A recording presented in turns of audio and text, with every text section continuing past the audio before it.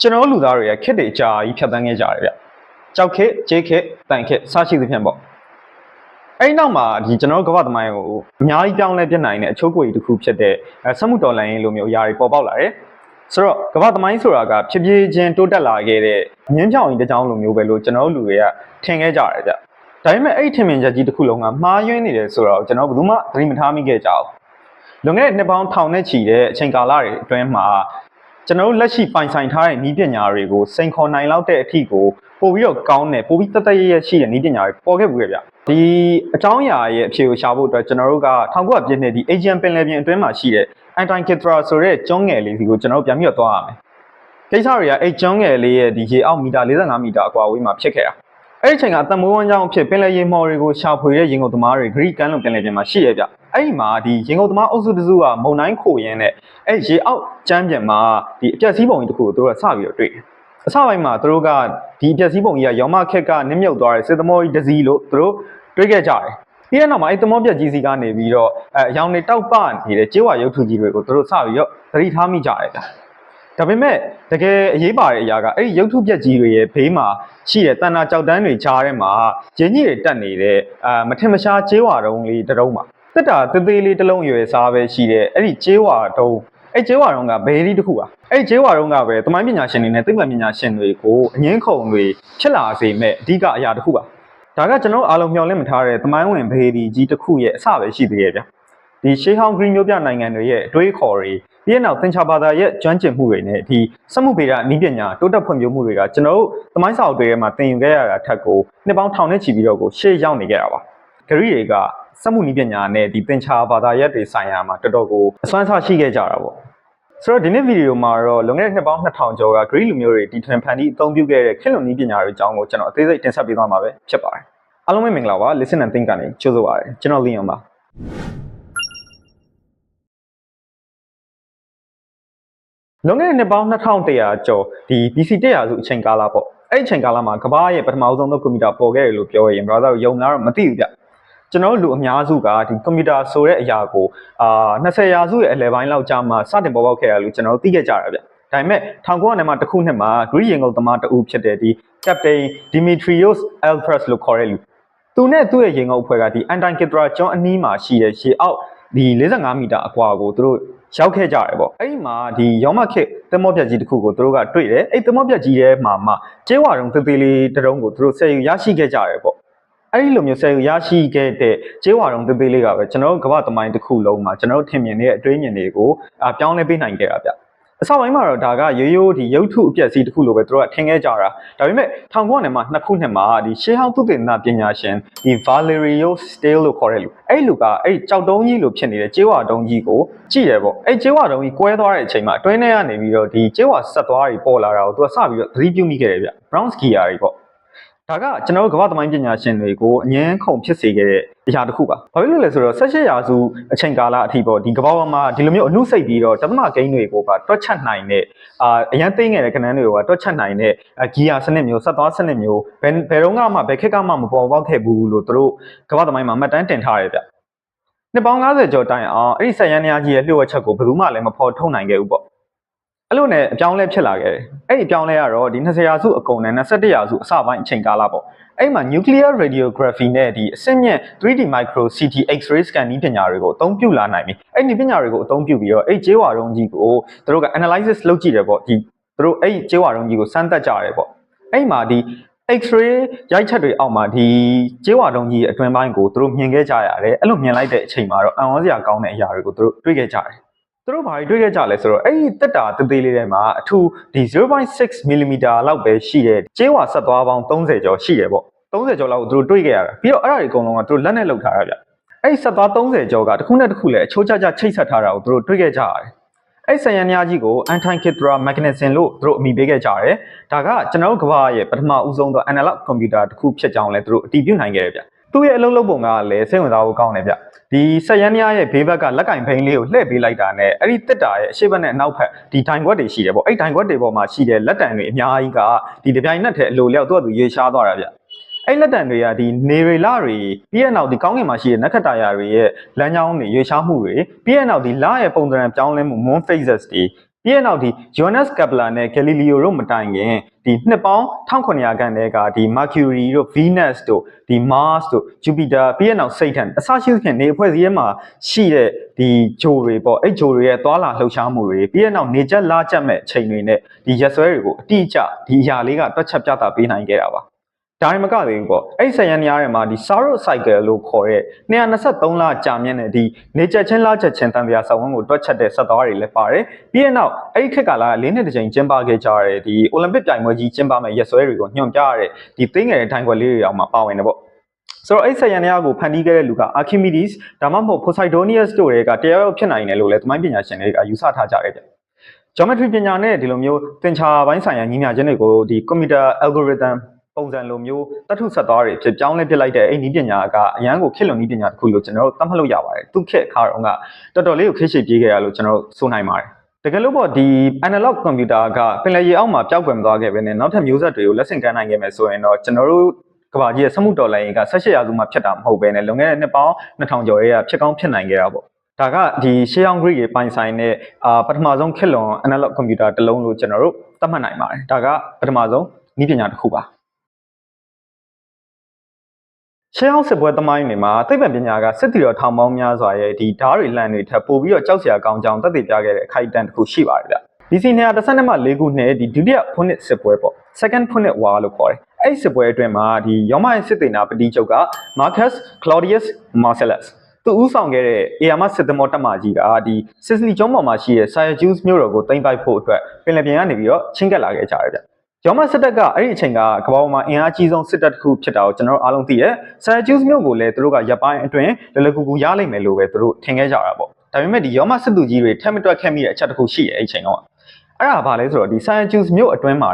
ဒီအသက်80အရွယ်ရှိပြီဖြစ်တဲ့ဒီသင်္ချာနဲ့ယူဘဗေဒပါရမီရှင်ပညာရှင်ကြီးဖြစ်တဲ့ Archimedes ရှိနေခဲ့တယ်ဗျ။ဒီလိုမျိုးရောမတွေရဲ့ဒီသမောတမကြီးကမြို့ရိုးနားကိုချင်းကပ်လာတဲ့အချိန်မှာArchimedes ကဒီတာမန်စစ်သားတွေမပါဘဲနဲ့ဒီသဘာဝစွမ်းအင်နဲ့ယူဘဗေဒနည်းပညာတွေကိုသုံးပြီးတော့ဒီခက်လွန်စီရေးလက်နက်ကြီးနှစ်ခုနဲ့သူကပြန်ပြီးတော့ရောမတပ်တွေကိုတုံ့ပြန်တိုက်ခိုက်ခဲ့ရဗျပထမဆုံးလက်နက်ကတော့ဒီကမ္ဘာသမိုင်းမှာကျွန်တော်တို့ Archimedes Death Ray လို့ကျွန်တော်သိကြရတဲ့နေအောင်ကြီးသုံးစွမ်းအင်စနစ်လက်နက်တစ်ခုပဲဖြစ်ပါတယ်ပင်လယ်ပြင်ကနေတက်လာတဲ့နေအောင်ကြီးအလင်းတန်းတွေကိုအဲ့ဒီမှန်ချက်တွေနဲ့အလင်းပြန်စေပြီးတော့တိုက်ခိုက်ဖို့ချင်းကပ်လာတဲ့ဒီရောမစစ်သမောကြီးတွေရဲ့ဒီအားနည်းချက်များတဲ့နေရာတွေကိုကွက်တိကျအောင်ချိန်ရွယ်ပြတ်နိုင်အောင်သူကတွက်ချက်ပြီးတော့ဖန်တီးခဲ့တဲ့ဆက်လက်နှက်ကြီးတစ်ခုပါအလင်းတန်းတွေတနေရာထဲမှာစုပြီးတော့စုံသွားတဲ့အချိန်မှာဖြစ်ပေါ်လာတဲ့ပြင်းထန်တဲ့အပူချိန်ကြောင့်ဒီရောမစစ်သမောတွေရဲ့ရွက်တိုင်တွေမီးလောင်ကုန်ကြတယ်ဗျပြီးတဲ့နောက်သူတို့ကပင်လယ်ပြင်ထဲမှာပဲဒီမီးလောင်နိုင်သွင်းပြီးတော့ဖျက်ဆီးခြင်းကိုခံခဲ့ကြရပါတယ်ဒါကကျွန်တော်တို့လက်ရှိခေတ်ဒီလေဆာလက်နက်တွေရဲ့ theory ပုံစံမျိုးတွေကို BC 300စုနှစ်ခတဲ့ကဒီသဘာဝအလင်းစွမ်းအင်ကိုသုံးပြီးတော့အသုံးချပြခဲ့ရမျိုးဖြစ်ပါတယ်ဒါရင်မကသေးဘူးပေါ့ဒီလိုမျိုးနေအောင်ကြီးစွမ်းအင်သုံး dead ray နဲ့တိုက်ခိုက်တာကနေပြီးတော့လွတ်မြောက်ပြီးတော့မြို့ရိုးနာကိုကတ်လာနိုင်တဲ့ကြံတဲ့ဒီရောမစစ်သမောတွေကိုလည်း Archimedes ကသူ့ရဲ့ဒုတိယမြောက်ခေတ်လွန်ဒီဆက်ရန်များကြီးတစ်ခုနဲ့သူကစောင့်နေခဲ့တယ်ပေါ့အဲ့ဒါကတော့ Claw of Archimedes လို့ကျွန်တော်တို့ခေါ်ရဗျ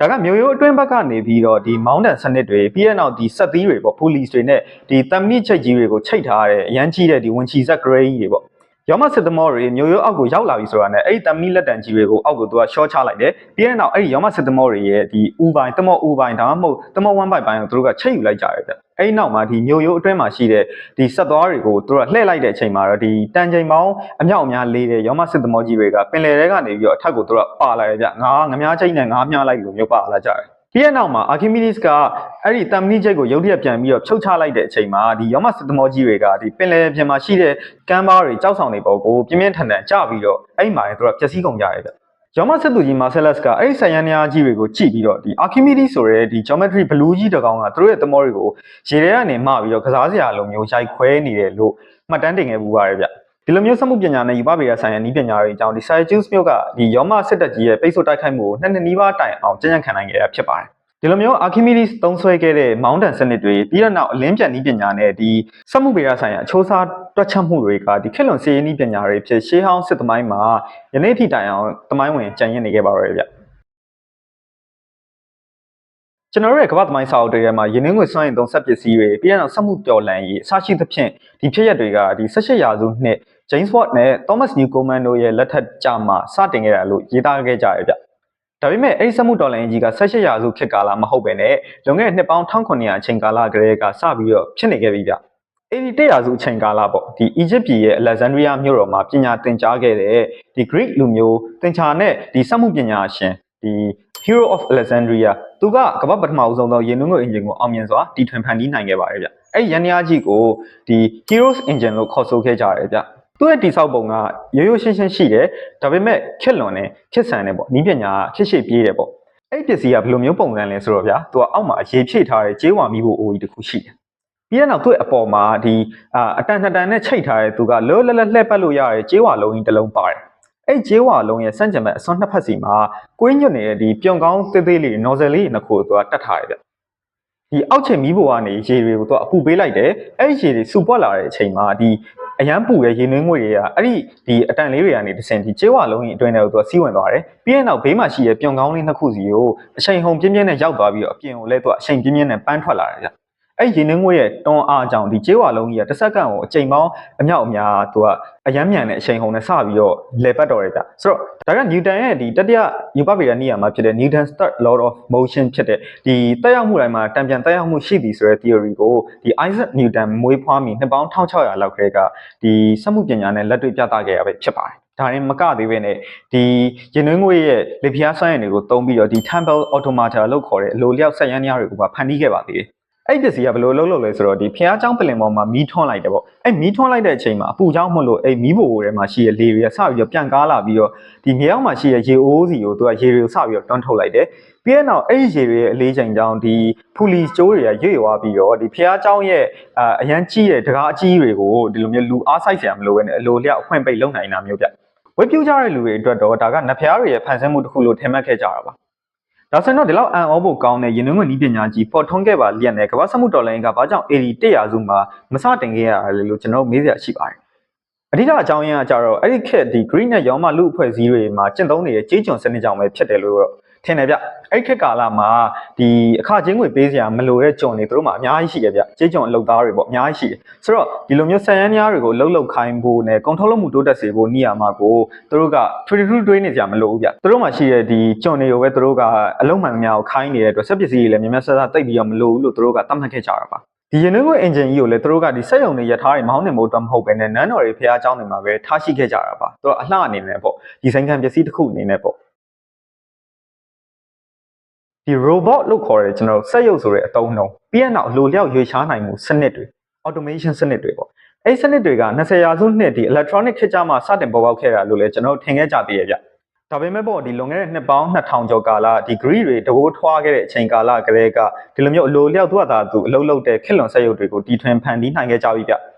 အဲ့ဒီ300စုနဲ့ဒီ Byzantium မြို့မှာရှိတဲ့ Xylon နဲ့ဒီ AD 100စုနဲ့က Hero တို့ကဒီ program ထည့်သွင်းထားလို့မျိုးအလိုလျောက်လှုပ်ရှားမှုပြုနိုင်တဲ့ဒီရန်ရပေါင်းမြောက်များစွာကိုစာအုပ်တွေရေးပြီးတော့သူကမှတ်တမ်းတင်ခဲ့ကြရတယ်ဗျသူတို့အသုံးပြုခဲ့ကြတဲ့နည်းပညာတွေကတော့ဒီ hydraulic လို့ခေါ်တဲ့ရေဖိအားစနစ်တွေဒီ pneumatic လို့ခေါ်တဲ့လေဖိအားစနစ်တွေနဲ့ siphon လို့ခေါ်တဲ့ရေစုပ်ပြုံစနစ်တွေပဲဖြစ်တယ်ဗျအဲ့ဒီထက်မှာအံ့ဩစရာအကောင်းဆုံးတီထွင်မှုတစ်ခုကကြတော့ဒီ Philon's automatic servant လို့ခေါ်တဲ့ Philon ရဲ့အလိုလျောက်ဝိုင်းငှဲ့ပေးတဲ့ဆက်ပဲဗျသူကဝိုင်းငှဲ့ပေးတဲ့ဆက်ဆိုတော့တကယ်ဝိုင်းငှဲ့ပေးတာနော်ဒါကကျွန်တော်ကမ္ဘာသမိုင်းမှာပထမဆုံးပေါ်ခဲ့တဲ့လူသားပုံစံ humanoid robot လို့တောင်ကျွန်တော်သတ်မှတ်လို့ရတယ်ဗျသူကဘယ်လိုမျိုးလဲဆိုတော့တတ်ထုနဲ့လှုပ်ထားတဲ့အမျိုးသမီးရုပ်ထုတစ်ခုရှိရပေါ့အဲ့ရုပ်ထုရဲ့ byte အတွင်းထဲမှာဒီ YO တအိုးရှိတယ်ပြီးရင်နောက်ရေအိုးလည်းရှိရပေါ့အဲ့နှစ်ခုကိုသူကတွဲပြီးတော့တက်ဆင်ထားတယ်လူတယောက်ကပေါ့နော်အဲ့ဒီဆက်ရုပ်ရဲ့လက်ဖွားပေါ်ကိုခွက်တစ်ခုတင်ပေးလိုက်တဲ့အချိန်မှာအဲ့ဒီခွက်မှာရှိတဲ့အလေးချိန်ကြောင့်ဒီဆက်ရုပ်အတွင်းထဲမှာရှိတဲ့လေပြွန်နဲ့ဒီမောင်းတန်စနစ်တွေစပြီးတော့သူကပွင့်သွားတယ်ပြီးတဲ့နောက်မှာဆက်ရုပ်ကအဲ့ဒီ wine တွေကိုဒီတောက်မဲ့လူရဲ့ခွက်ထဲကိုအလိုလျောက်ငှက်ပေးတယ်ပြီးတဲ့နောက်မှာဒီငှက်ပေးတဲ့ wine တွေရေတွေရဲ့ပမာဏကိုလည်းတင့်တော်တဲ့အချိုးအစားအတိုင်းအလိုလျောက်ပေါင်းဆက်ပေးခဲ့ရဖြစ်တယ်ဗျပြီးတဲ့နောက်ခွက်ကိုပြန်ပြီးတော့ယူလိုက်တဲ့အချိန်မှာအဲ့ဒီဆက်ရုပ်ရဲ့လက်ဝါးကအလေးချိန်ရော့သွားပြီးတော့မောင်းတန်တွေပြန်ပိတ်ပြီးတော့ဒီ wine စီးဆင်းမှုကိုရပ်တန့်သွားစေခဲ့တာပါအဲ့ဒီစက်ရန်တွေကကွန်ပျူတာ chip တွေ ion can sensor တွေမပါဘဲနဲ့ဒီယူပဗေဒ mechanic နေရာမှာတွေကိုပဲသုံးပြီးတော့လှုပ်သွားတာဖြစ်ပါတယ်။ဒါမှမကသေးဘူးပေါ့။ဖျားเจ้าနေမှာဒီအလိုလျောက်ပြတဲ့ုံကြီးတွေကိုတော့ဖန်တီးခဲ့ကြသေးရဲ့ဗျ။ကျိုးတွေပြီးတဲ့နောက်ဒီသဲနာကြီးစနစ်တွေဖြစ်တဲ့ gravity driven sun countdowns နဲ့ဒီစက်သွားတွေကိုသုံးပြီးတော့သူတို့ကဒီ state symbol မှာဒီစက်ရုပ်သေးသေးလေးတွေပေါ့အဲရုပ်ထုသေးသေးလေးတွေကအလိုလျောက်လမ်းလျှောက်လာကြတယ်ပြီးတဲ့နောက်တကားတွေအလိုလျောက်ပွင့်သွားတယ်ပြီးရင်ဒီပင်လယ်ပြင်တိုက်ပွဲပုံစံတွေသေုပ်ဖော်တဲ့ပုံစံတွေအစရှိသဖြင့်ပေါ့အဲ့လိုမျိုးဒီလိုမျိုးပြဆက်ဆန်ဆန်ပုံစံလေးတွေကိုလည်းသူတို့ကဒီဆက်နဲ့ဖန်တီးခဲ့ကြတာပါအနုစိတ်ဖန်တီးခဲ့ကြတာပေါ့ ဒါအပြင်ပေါ်ဒီဖျားเจ้าတွေမှာရှိတဲ့ရေတံခွန်တွေမှာတက်ဆင်ထားတဲ့ဒီတတ်ထုမှတ်ရုပ်သေးသေးလေးတွေကလည်းဒီရေတံခွန်ကကျလာတဲ့ရေစီးဆင်းမှုကြောင့်ဖြစ်လာတဲ့လေဖျားကိုတုံးပြီးတော့ဒီပလွေသံလုံးမျိုးသူတို့ကထွက်အောင်လုပ်ထားတာပါဒါကကျွန်တော်တို့မျက်မှောက်ခေတ်ဒီနိုင်တွေမှာသုံးနေတဲ့ဆက်ရန်များတွေပြီးတဲ့နောက်ဒီ program တွေကိုအသုံးပြုပြီးတော့လေပတ်နေတဲ့ computer တွေရဲ့အစောပိုင်းပုံစံတွေပဲဖြစ်တယ်ကြGreek ရဲ့ဒီလိုမျိုးအလိုလျောက်နီးပညာစနစ်တွေကဒီဥရောပရဲ့အမှောင်ခေတ်မှာပျောက်ကွယ်သွားခဲ့တယ်။ဒါပေမဲ့ဒီနောက်ပိုင်းဒီ Arab တွေရဲ့ Islam ရွှေခေတ်ကိုရောက်လာတဲ့အချိန်မှာပညာရှင်တွေထံကိုပြန်လည်ပြီးတော့ရောက်ရှိလာခဲ့တဲ့နောက်ပြီးတဲ့နောက်မှာဒီ Leonardo da Vinci ရဲ့ဒီစက်ရုပ် project တွေအထိကိုဒီနီးပညာတွေကပြန်လည်ပြီးတော့ရောက်ရှိပေါ်ပေါက်လာခဲ့တာဖြစ်ပါတယ်။ရှေးအောင်စစ်သမိုင်းစာအုပ်တွေထဲမှာရန်သူစစ်တပ်တွေကိုထိတ်လန့်တုန်လှုပ်သွေးပြက်စေခဲ့ပြီးတော့ကမ္ဘာစစ်ရေးသမိုင်းကိုရာစုနှစ်ပေါင်းများစွာလွှမ်းမိုးခဲ့တဲ့လျှို့ဝှက်လက်နက်တစ်ခုရှိခဲ့တယ်ဗျ။အဲ့ဒါကတော့ကျွန်တော်တို့ Greek fire လို့လူသိများတဲ့ဒီခေတ်လွန်ဓာတုလက်နက်တစ်မျိုးဗျ။89ရာစုအစပိုင်းမှာ Constantinople မြို့တော်ကြီးကဒီရန်သူ Arab စစ်တပ်ကြီးရဲ့ဒီရေကြောင်းပိတ်ဆို့တိုက်ခိုက်မှုနဲ့ရင်ဆိုင်ခဲ့ရပါတယ်။အဲ့ဒီအချိန်မှာပဲဒီ Kallinicus လို့ခေါ်တဲ့လူတစ်ယောက်ပေါ့။သူကဒီ Greek စက်မှုပညာရှင်နဲ့ဓာတုဗေဒပညာရှင်။သူက Byzantine Empire အတွက်ဒီသင်္မင်းတမန်ဓာတုမီးလက်နက်ကြီးကိုစတင်ပြီးတော့တီထွင်ဖန်တီးပေးခဲ့ပါတယ်။ဒီ Greek fire လက်နက်ရဲ့အလုပ်လုပ်ပုံကဒုတိယကမ္ဘာစစ်နဲ့ Vienna စစ်ပွဲတွေမှာအသုံးပြုခဲ့တဲ့မီးမုတ်ဆက်တွေရဲ့စောပိုင်းပုံစံတွေပဲဖြစ်တယ်ဗျ။စစ်သမားတွေရဲ့ထိပ်ပိုင်းမှာဒီဖိအားပေးရေပုံပိုင်းစနစ်နဲ့ဒီကျေးဝါပြုံကောင်းကြီးတွေကိုတတ်ထားရဗျ။ပြီးတော့မီးဖို့အတွင်းမှာလေဖိအားပြင်းထန်လာအောင်သူတို့လုပ်တယ်။အဲ့လိုမျိုးလေဖိအားပြင်းထန်လာတဲ့အချိန်မှာဒီမီးလောင်စေတဲ့အစီရေပေါ့အဲ့အမျိုးမီမသိတဲ့အစီရေအဲ့အစီတွေကိုအဲ့ပြုံကောင်းကနေပြီးတော့ရန်သူစစ်သမားတွေစီကိုသူတို့ကမီးတပိုက်လိုမျိုးအချိန်ပြင်းပြင်းနဲ့ပန်းထုတ်လိုက်တယ်ဓာတုမီးအစီတွေရဲ့ကြောက်စရာအကောင်းဆုံးအချက်ကတော့ဒီရေနဲ့ထိတွေ့လိုက်တဲ့အချိန်မှာငြိမ်းသွားတာမျိုးမရှိဘဲနဲ့ပို့ပြီးတော့ပြင်းပြင်းထန်ထန်တောက်လောင်လာတာမျိုးတွေပြီးတဲ့နောက်ရေမျက်နှာပြင်ပေါ်မှာမီးလောင်နေနိုင်တာမျိုးတွေပြီးတဲ့နောက်ဒီတက်သားသမောတွေလူသားတွေရဲ့အသားမြင်တွေနဲ့ထိတွေ့တဲ့အချိန်မှာဆွဲကပ်နေပြီးတော့ရေနဲ့ဆေးတဲ့အချိန်မှာလည်းမီးမငြိမ်းနိုင်ခြင်းတွေပဲဖြစ်တယ်ဗျစစ်ပွဲအတွင်းမှာရန်သူစစ်သားတွေအတွက်တော့ဒါကဒီသဘာဝလွန်ငရဲမီးလောင်တိုက်သွင်းခံရလိုမျိုးအရန်ဆိုးတဲ့ကိစ္စတစ်ခုပါဒီလိုမျိုးခေတ်လွန်ဓာတုနည်းပညာအကြောင်းပဲ Constantinople မြို့တော်က Arab စစ်တပ်ကြီးရဲ့ပိတ်ဆို့မှုကိုနှစ်ကြိမ်တိုင်အောင်မြင်စွာခုခံနိုင်ခဲ့တယ်ပြီးတဲ့နောက် Byzantine Empire ကြီးကိုနှစ်1000နီးပါးတိုင်အောင်သူအေဂျင့်နေအောင်သူကလှုပ်ဆောင်ပေးနိုင်ခဲ့ကြဒါပေမဲ့ဒီ Greek fire နည်းပညာရဲ့အံ့ဩစရာအကောင်းဆုံးလျှို့ဝှက်ချက်တစ်ခုရှိတယ်ဗျဒါကတော့သူ့ရဲ့ပါဝင်ပစ္စည်းပါByzantine Agrit တွေကဒီဓာတုမီးစီချက်လုပ်မီကိုနိုင်ငံတော်ရဲ့ဒီအမြင့်ဆုံးလျှို့ဝှက်ချက်ဖြစ်သူတို့ကသတ်မှတ်ထားခဲ့ကြပါတယ်ဆယ်ရန်များတွေကိုကင်တွယ်တဲ့ဒီအထူးစစ်တီတော်တွေပြီးတဲ့နောက်ဓာတုဗေဒပညာရှင်လူနည်းစုကလွှဲရင်ဘယ်သူမှဒီ C ရဲ့ဒီ formula ကိုမသိကြဘူးဗျ။ပေါင်ပစ္စည်းတွေရဲ့လျှို့ဝှက်ချက်ကိုလည်းဖော်ထုတ်ပြောတဲ့လူတွေကိုသူတို့ကသိပြီဆိုရင်မျိုးစင်ဆက်ကွက်မြတ်ခြင်းခံရမယ်လို့လည်းအမိန့်ထုတ်ထားခဲ့ကြတယ်ဗျ။အကျိုးဆက်အနေနဲ့ AD15 ရာစုနှစ် Byzantine Empire ပြိုကွဲသွားတဲ့အချိန်မှာတော့ဒီ Greek fire ရဲ့ပေါင်ပစ္စည်းလျှို့ဝှက်ချက်ကလည်းကမ္ဘာသမိုင်းကနေထောက်ရပျောက်ကွယ်သွားခဲ့ရပါတယ်။ယနေ့အချိန်ထိကျွန်တော်တို့ဒီမျက်မှောက်ခေတ်ထိပေါ့ဓာတုဗေဒပညာရှင်တွေနဲ့သမိုင်းပညာရှင်တွေကဒီရေနံစိမ်းတွေကတ္တရာတွေရေနံစီတွေနဲ့ထုံးတွေကိုပေါင်းဆက်ထားတာဖြစ်နိုင်တယ်လို့အမျိုးမျိုးသူတို့ခန့်မှန်းကြတယ်။ဒါပေမဲ့လည်းဒီရေပေါ်မှာမီးတောက်စေနိုင်တဲ့ရေနဲ့ထိရင်ပို့ပြီးတော့မီးတောက်စေနိုင်တဲ့အဲ့ဒီခေတ်က Greek တွေရဲ့ဓာတုနည်းပညာအစစ်မှန်ကိုအတိအကျပြန်လည်ပြီးတော့ဖန်တီးနိုင်ခြင်းမျိုးတော့မရှိသေးဘူးဗျ။ဒါကရှေးဟောင်း Greek တွေပိုင်ဆိုင်ခဲ့ဘူးတဲ့ခေတ်လွန်မြို့ပြကာကွယ်ရေးစေရေးနည်းပညာတစ်ခုလို့ကျွန်တော်တို့သတ်မှတ်လို့ရပါတယ်။ဆိုတော့ဒီနေ့မှာတော့ကျွန်တော်ကရှစ်ခေတ် Greek မြို့ပြနိုင်ငံတွေရဲ့ခေတ်လွန်နည်းပညာတွေအကြောင်းကိုတင်ဆက်ပေးခဲ့တာပဲဖြစ်ပါတယ်။ကမ္ဘာသမိုင်းဆိုတာကအများနဲ့အရှိကိုပဲသွားနေရတော့မဟုတ်ဘူးဗျ။တခါတလေမှာလူမျိုးလူတွေရဲ့မိုင်မဲမှုတွေစစ်ပွဲတွေနဲ့အသိဉာဏ်မဲမှုတွေအကြောင်းဒီဟိုးရှေးတိတ်ကိုသူကပြန်ပြီးတော့နောက်ဆုတ်သွားခဲ့ရတာမျိုးတွေလည်းရှိရဗျ။အင်တာနက်မရှိဒီကွန်ပျူတာ microchip တွေမရှိသေးတဲ့လွန်ခဲ့တဲ့နှစ်ပေါင်း2000ကျော်ကာလGreek ခေတ်တုန်းကပညာရှင်တွေကဒီလိုမျိုးကမ္ဘာပထမဆုံး analog computer တွေပြီးတဲ့နောက်နေအောင်ကြီးစွမ်းအင်သုံးလက်နက်တွေရင်းနှီးမြှုပ် engine တွေနဲ့လိုလျောက်စက်ရုံနည်းပညာတွေကိုပိုင်ဆိုင်ခဲ့ကြတယ်ဆိုတာကတော့ဒီအမခန့်အချက်တွေပဲဖြစ်တယ်ဗျဒါပေမဲ့ပေါ့ဒီလိုမျိုးခေတ်လွန်နေတဲ့အသိပညာဘုသူတ္တတွေကဘာကြောင့်ကမ္ဘာသမိုင်းကနေရုတ်တရက်ပျောက်ကွယ်သွားလဲလို့မေးရင်ကျွန်တော်ခုနပြောလိုတဲ့ဒီစစ်ပွဲတွေပေါ့အဓိကကဒီဥရောပတိုက်ကိုရောက်လာတဲ့ဒီအမှောင်ခေတ်ကြောင့်ဗျAlexandria စာကြည့်လိုက်ကြီးမီးလောင်ပျက်စီးသွားတဲ့အချိန်မှာဒီ Hero Philon နဲ့ Archimedes တို့လိုပညာရှင်ကြီးတွေရဲ့ဒီသမိုင်းဝင်ရင်းနှီးငွေနည်းပညာတွေနဲ့ဆက်နဲ့ပတ်သက်တဲ့ဆက်ရန်တွေနဲ့ပတ်သက်တဲ့ဒီရေးသားထားတဲ့စာအုပ်ပေါင်းအမြောက်အများကဒီလိုမျိုးပြကျပျက်စီးသွားခဲ့ရတယ်ဗျ။ဒါအပြင် Greek နဲ့ Roman Empire တွေပြိုကွဲပြီးနောက်ပိုင်းမှာဥရောပကိုနှောက်မိုးသွားခဲ့တဲ့အမှောင်ခေတ်ကိုရောက်လာတယ်။အဲ့နောက်မှာတော့သိပ္ပံနဲ့ဒီစက်မှုတီထွင်မှုတွေကိုအတိအမှန်မပြုတော့ဘဲနဲ့ရှေးဟောင်းဒီပညာရက်တွေကိုပို့ပြီးတော့သူတို့ကစိတ်ဝင်စားလာတဲ့အတွက်ဒီနည်းပညာတွေကပျောက်ဆုံးသွားခဲ့ရတာဖြစ်ပါတယ်ဒီလိုနဲ့ပဲ Greek တွေဖန်တီးခဲ့တဲ့ခေတ်လွန်နည်းပညာဆက်ရန်ညာကြီးတွေကပင်လယ်ရေအောက်မှာရှိတဲ့ကျမ်းမြင်တွေတက္ကနာရအောက်တွေမှာအကျက်စီးတွေကြားထဲမှာနင်းမြုပ်ပျောက်ကွယ်နေခဲ့ကြရပါတယ်ဒါကကျွန်တော်တို့သမိုင်းကပေးတဲ့သင်ခန်းစာတစ်ခုပါအကယ်၍ Greek တွေရဲ့ဒီလိုမျိုးတီထွင်ဖန်တီးခဲ့တဲ့ခေတ်လွန်နည်းပညာတွေကဒီလိုမျိုးအမှောင်ခေတ်မရှိခဲ့ဘဲနဲ့ပျောက်ပြတ်သွားတာမျိုးမရှိခဲ့ဘဲနဲ့ဆက်လက်ပြီးတော့ကျွန်တော်တို့ယနေ့ခေတ်ဒီလက်ဆင့်ကမ်းနိုင်ခဲ့မယ်ဆိုရင် ကျွန်တော်တို့ကဘာကြီးရဲ့စမှုတော်လိုင်းက18ရာစုနှစ်မှာမဟုတ်ခဲ့ဘဲနဲ့လွန်ခဲ့တဲ့ဒီ AD 900စုလွန်ခဲ့တဲ့နှစ်ပေါင်း1500တွေကစတင်ခဲ့မှာလို့ကျွန်တော်တို့ယူဆလို့ရတယ်ဗျကျွန်တော်တို့ရဲ့လက်ရှိလူသားမျိုးနွယ်ကအာကာသခီးသွားလာမှုတွေကိုလွန်ခဲ့တဲ့နှစ်ပေါင်းထောင်ချီကလေးကလေကြိုပြီးတော့ပိုင်ဆိုင်ကောင်းပိုင်ဆိုင်နေနိုင်မှာပေါ့ဗျာဆိုတော့ရှေးဟောင်းဂရိတွေရဲ့ပျောက်ကွယ်သွားတဲ့နည်းပညာတွေကကျွန်တော်တို့ကိုသတိပေးနေတယ်ပေါ့ဒီအသိဉာဏ်နဲ့နည်းပညာဆိုတဲ့အရာကဒီထာဝရတည်မြဲနိုင်တာမျိုးမရှိဘူးအဲ့ဒါတွေကိုကျွန်တော်ကာဝယ်ထိန်းသိမ်းနိုင်ခြင်းမရှိဘူးဆိုတာနဲ့သူကချက်ချင်းပျောက်ကွယ်သွားနိုင်တယ်ဆိုတဲ့သင်ခန်းစာဒီအရာကိုကျွန်တော်တို့ဒီဗီဒီယိုကနေရရှိမယ်လို့ကျွန်တော်တို့မျှော်လင့်ပါတယ်ဆိုတော့ဒီနေ့ဒီဗီဒီယိုကတော့ဒီလောက်ပဲဗျာကျွန်တော်တို့နောက်ဗီဒီယိုမှာပြန်တွေ့မယ်